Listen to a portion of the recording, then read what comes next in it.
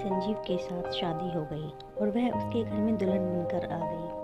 नंदिनी का देवर रवि अपने ही पड़ोसी एक लड़की से बहुत प्यार करता था जिसका नाम शिवानी था। रवि शिवानी से बहुत प्यार करता था और उसके साथ शादी करना चाहता था। पहले तो घर वालों को उनका रिश्ता मंजूर नहीं था, पर जब रवि ने अपने आप को जान से मारने की धमकी दी तो उसके घर वाले शादी के लिए तैयार हो गए। आखिरकार शिवानी भी रवि से शादी कर नंदिनी की शादी के 1 महीने के अंदर ही इस घर में आ गई। नंदिनी की सास ने जब देखा कि अब तो दो बहुएं घर का काम करने के लिए हैं, तो अब काम वाली की क्या ज़रूरत है, यह सोचकर काम वाली को हटा दिया और उससे बोला, सीमा, तुम्हें कल से आने की कोई ज़रूरत नहीं है, ये लो अपने पैसे और अब मत आना। सीमा ने हैरानी से कहा, क्यों, क्या हुआ माँ जी, मुझसे कोई गलती हो गई है क्या? नहीं सीमा, ऐसी कोई बात नहीं है, लेकिन अब तो दो बहुएं हैं घर में, काम करने को फिर मैं हूँ और लड़की भी है। घर में इतना ज़्यादा काम तो होता ही नहीं है, इतना काम तो चलते फिरते ऐसे ही हो जाएगा। करने वाले भी तो कई जने हो गए हैं। सीमा बोली, ठीक है माँ जी, जैसी आपकी मर्जी।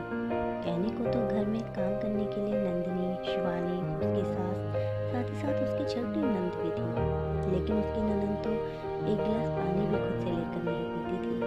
किसी काम को हाथ लगाना तो बहुत दूर की बात थी।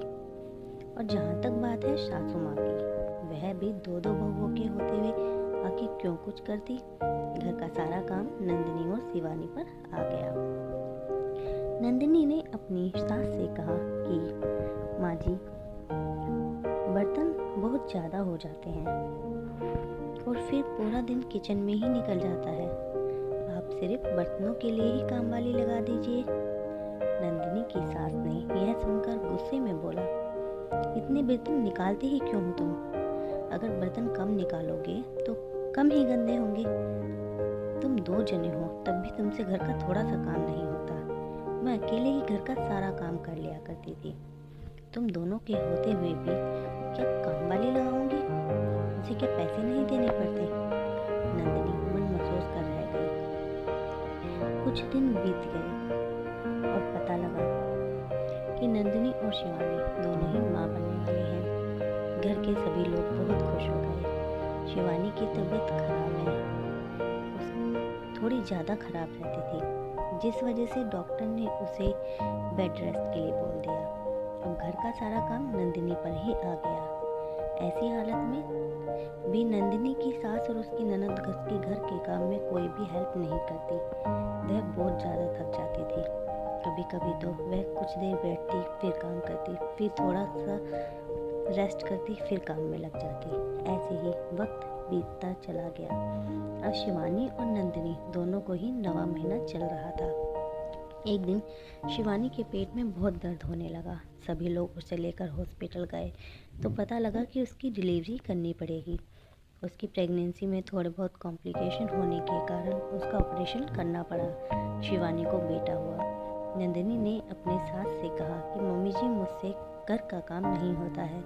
शिवानी भी हॉस्पिटल में है और काम भी बहुत बढ़ गया है, अब तो आप काम वाली को लगा लीजिए।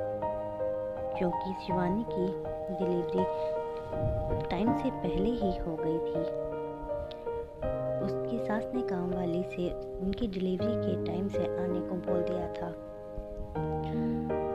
सास ने नंदिनी से कहा, मैंने काम वाली से कह तो रखा है, अभी 15 दिन है तेरी डिलीवरी में, 15 दिन बाद से वह आ जाएगी। नंदिनी कुछ भी नहीं कह पाई। शिवानी भी हॉस्पिटल से घर आ गई। अब नंदिनी का काम पहले से और ज़्यादा बढ़ गया था। शिवानी के लिए अलग से खाना बनाना होता और घर के बाकी लोगों के लिए अलग से खाना बनाना होता। देखते ही देखते 1 हफ्ता वो बीत गया और नंदिनी जब हॉस्पिटल में अपने आप को दिखाने के लिए गई तो पता लगा कि उसके पेट में पानी की कमी हो गई है, जिसकी वजह से बच्चे को घूमने में दिक्कत हो रही है। डॉक्टर ने उससे कहा कि तुम्हारी डिलीवरी करनी पड़ेगी। जैसे ही नंदिनी की सास को इस बारे में पता लगा, नंदिनी की सास ने काम वाली को फ़ोन करके तुरंत बुला लिया और उसे घर के सारे काम समझा दिए। नंदिनी मन ही मन सोचने लगी कि अब भी तो काम वाली 1 हफ्ते पहले ही लग गई है, तब क्यों नहीं लगी? क्योंकि काम करने के लिए मैं थी। नंदिनी ने भी एक बेटे को जन्म दिया। आखिर क्यों बहू को ही एक काम वाली समझ लिया जाता है? बहू के आने के बाद काम वाली को हटा दिया जाता है और उसी पर ही सारे घर का काम डाल दिया जाता है। जहाँ खुद की बेटी एक गिलास पानी लेकर भी ना पीती हो, वह बहुत अच्छी लगती है। लेकिन अगर बहू की तबीयत खराब हो जाए और उसे एक वक्त की रोटी बनाकर खिलानी पड़ जाए तो उसकी बीमारी भी बहाना लगने लगती है। कहानी पसंद आई हो तो वीडियो को लाइक करें और चैनल को सब्सक्राइब करना ना भूलें। धन्यवाद।